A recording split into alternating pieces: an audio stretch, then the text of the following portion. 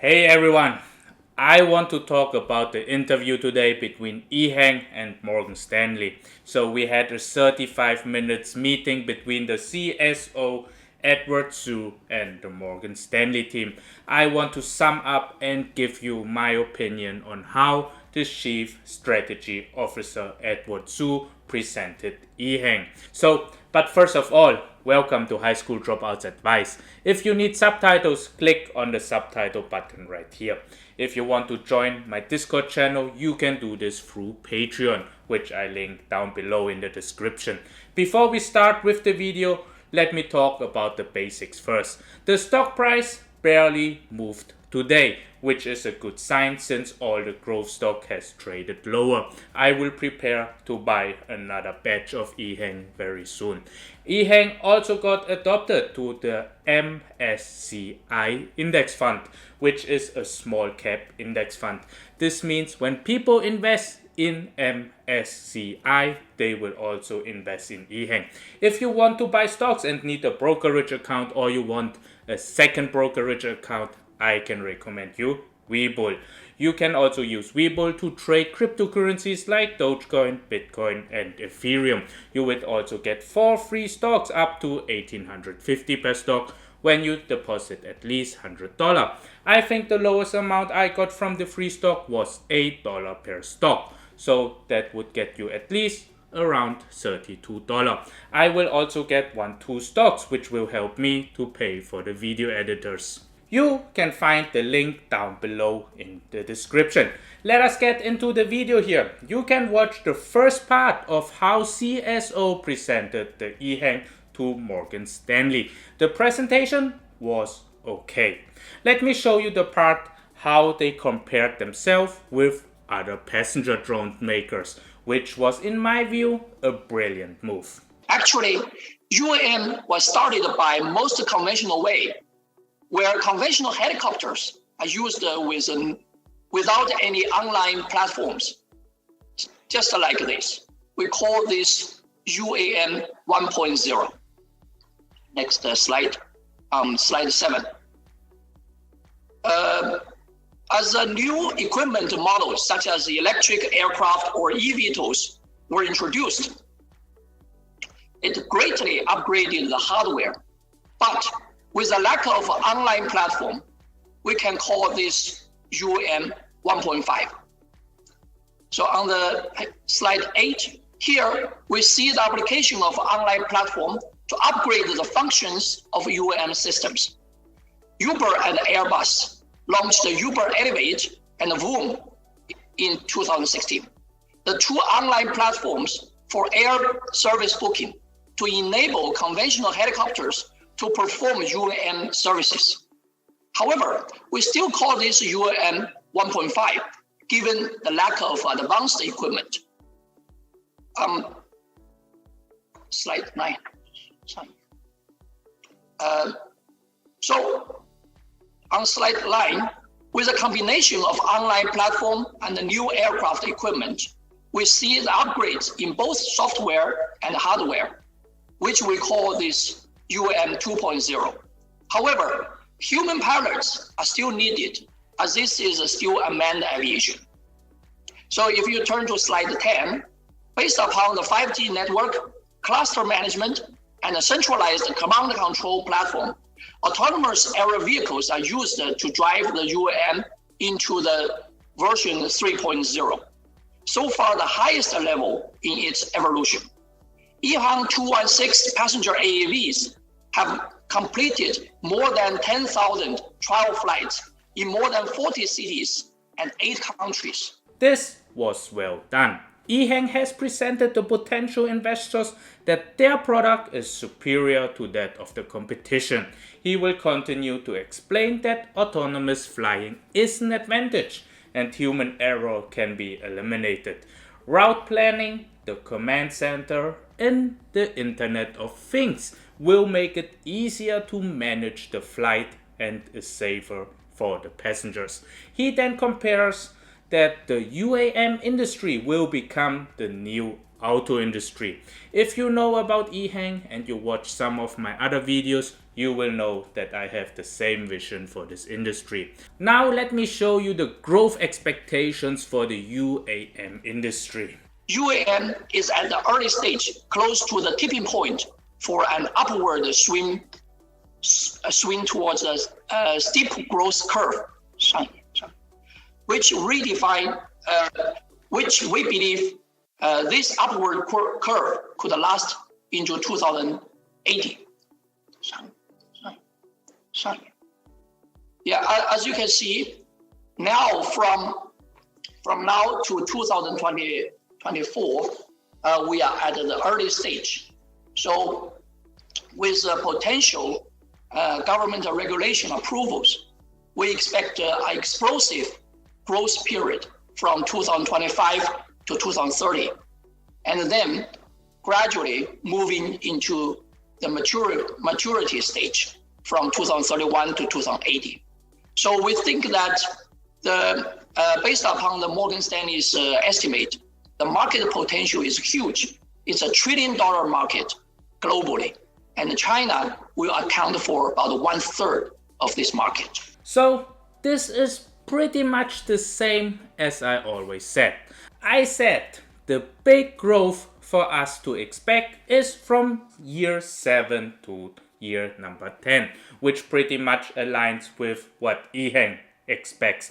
I said in my last video, I expect 10 to 15x within 7 years and 50x within 10 years. After 10 years, it's going up slower to 2080. Stagnation will be after 2081. This makes sense because when everyone has a private passenger drone, the fight for additional sales and market shares will be fierce. He compared UAM against airplanes and did a good job by pointing out the slow growth of airplane companies, high maintenance, high depreciation, and strong competition.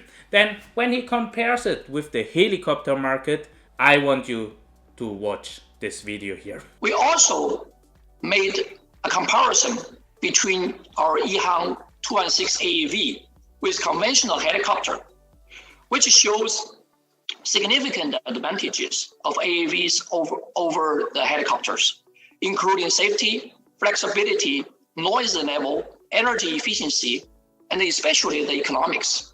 Because of autopiloting techniques, our AAVs has much lower operating cost than the normal helicopters, and also for the unit price, it's well below the normal helicopters.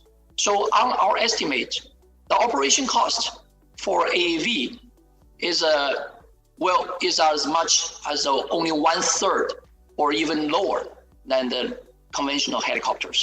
So we believe that the future trend is for the AAVs to gradually replace the helicopter in the long term. In terms of the safety, because of our power redundancy and the multiple backups, our AAVs prove to be much safer than helicopter. So far, we have conducted more than 10,000 trial flights all over the world with 0 accident rates. I think the advantage is clear, but was not presented in a better way. I believe the capacity could be presented differently. The range could be stated that they will have a 300 kilometer range unit. Fuel type could be stated and presented as green renewable energy versus helicopter old obsolete fossil fuels. The pilot could be presented as autonomous and not as not available. The ground crew could be presented as low maintenance costs for 2 to 4 mid-level technicians versus 4 to 6 high cost and high professional technical engineers. Maybe a salary range should be stated so we can see the difference. Overall, whoever did the slide did not use the keywords investors want to hear. As you remember watching the slide, you can read point to point 21 minutes and helicopter free route 1 hour. This makes Ehang look bad. I understand Ehang wants to be transparent, but it needs to be presented differently. Why not present it as a planned autonomous route from point to point versus piloted free route? 21 minutes of renewable energy with a new 300-kilometer range in development versus 1 hour of flight with fossil fuels. There were so many ways Ehang could do better with the presentation. This slide is a catastrophe. We have over a dozen client questions here. Before we dig into them, I did have a question of my own. I thought you're distinguishing between UAM 1.0, 1.5, 2.0, and 3.0 was very, very interesting. How much of how critical do you think that is going to be to the rollout of the industry and introduction to the customer base, if you will? I mean, do you think the potential customer base for an eVTOL service is going to be ready to jump straight into 3.0, or do you think they'll need more of a gradual introduction through 1.5, 2.0, etc.? Before I show you the answer of CSO Edward Su, I can tell you that this analyst of Morgan Stanley did not quite understand Ehang with its autonomous passenger transportation. Let me show you the answer of Edward. I think that's people's perception of the autonomous driving is just it will change, because people, they just take our AAV for example. When we talk to the people, this is autonomous and without the pilot, people normally don't believe it. But when we present the AAV in front of them and ask them to take a ride, the attitude suddenly changed. And after they took our flight, the normal comment is just as smooth as an elevator, right? So I think it is important to have the product and technology ready, because sometimes it may be too early to talk about autonomous driving or whatever. But once you have the technology ready and have your product here for the people to take a trial flight, the people's attitude will totally change. He will continue talking about the autonomous stage, but I think it was not answered with confidence. You notice the hesitation at the beginning of answering. I would straight tell him, if the Uber industry can invest in autonomous driving level 5 without a driver, Uber would have not invested in level 3 and share the income with a driver, if they can choose. The same applies to Ehang. Why waste money for training and maintenance for pilots, which will reflect in the ticket price for passenger, when we have the technology to skip this step? If Edward had shown more confidence in his product and make it clear that it's an advantage to be ahead than to be just on point, it would be more convincing that Ehang is a good product. Let's continue and look at how he talks about the certification process, which were also not done in an elegant way. The next critical point is for the government regulation, because I understand that in EASA or in FAA, the government, the regulators are still very concerned and when they should launch this fully autonomous flight. But in China, we have been working very closely with CAAC in certifying our AAV, and hopefully in the near future, we can get final certified, and so that we can launch the autonomous flight commercially in most of the cities in China. The way he talks about the CAAC and using words, the FAA is not ready and hopefully they get certified by the CAAC, which does not sound convincing to investors. I would have said something in the sort of, Ehang is the first mover of the industry. There's no set standard and regulation for autonomous passenger transportation drones yet, but we are working closely to fulfill and set the standard with every regulatory institution for this industry. This would sound way more convincing and describe the same situation we are in. Let's have a look at a potential investor's question. We've got a lot of questions in queue, so probably I'll highlight some key ones and hope you can provide more details.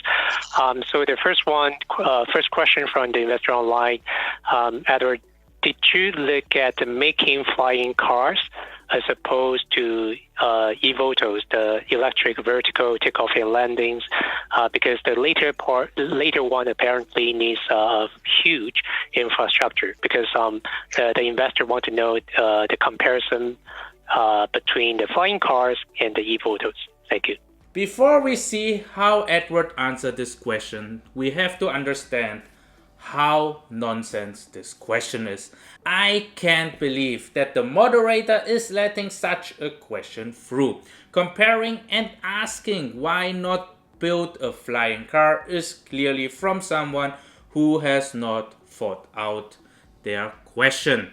Why should someone drive when they can fly? This is like asking a bird, why don't you run?